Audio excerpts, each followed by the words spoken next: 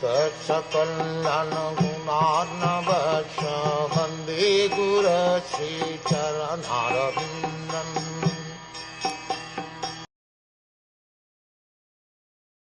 Lord Brahma, thus seeing the personality of Godhead in his fullness, was overwhelmed with joy within his heart, and thus, in full transcendental love and ecstasy, his eyes filled with tears of love. He thus bowed down before the Lord. That is the way of the highest perfection for the living being, Paramhams. In the beginning of the Srimad Bhagwatam, it is stated that this great literature is meant for the Paramahamsas. Paramo nirmatsaranam satam. The Srimad Bhagwatam is meant for persons completely free from malice. In the conditioned life, the malicious life begins from the top, namely bearing malice against the Supreme Personality of Godhead. The Personality of Godhead is an established fact in all the revealed scriptures, and in the Bhagavad Gita the personal feature of the Supreme Lord is especially mentioned, so much so that the last portion of the great literature has emphatically stressed that one should surrender unto the personality of Godhead to be saved from the miseries of life. Unfortunately, persons with impious backgrounds do not believe in the personality of Godhead, and everyone wants to become God himself without any qualification.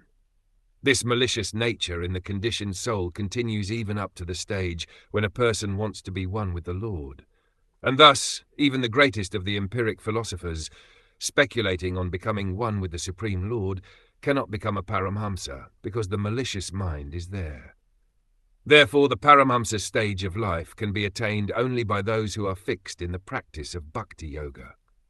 This Bhakti Yoga begins if a person has the firm conviction that simply discharging devotional service to the Lord in full transcendental love can elevate him to the highest perfectional stage of life.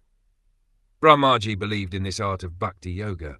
He believed in the instruction of the Lord to execute tapa, and he discharged the function with great penance, and thus achieved the great success of seeing the Vaikuntha and the Lord also by personal experience.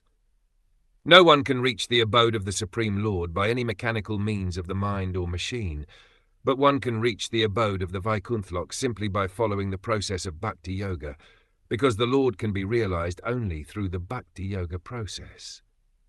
Lord Brahmaji was actually sitting on his lotus seat, and from there, by executing the process of Bhakti Yoga in great seriousness, he could see the Vaikuntha with all variegatedness, as well as the Lord in person and his associates. Following in the footsteps of Lord Brahma, any person, even up to this day, can attain the same perfection by following the path of the Paramhamsa as recommended herein. Lord Chaitanya also approved of this method of self-realization for men in this age. One should first, with all conviction, believe in the personality of Godhead Sri Krishna, and without making efforts to realize him by speculative philosophy, one should prefer to hear about him from the Srimad Bhagavad Gita and later from the text of the Srimad Bhagavatam. One should hear such discourses from a person Bhagavatam and not from the professional man, or from the Kami, Jnani or Yogi. That is the secret of learning the science. One does not need to be in the renounced order of life. He can remain in his present condition of life, but he must search out the association of a bona fide devotee of the Lord and hear from him the transcendental message of the Lord with faith and conviction. That is the path of the Paramhamsa recommended herein. Amongst various holy names of the Lord, he is also called Ajita, or one who can never be conquered by anyone else. Yet he can be conquered by the Paramhamsa path, as practically realized and shown by the great spiritual master Lord Brahma. Lord Brahma has personally recommended this Paramhamsa Pantha in his own words as follows.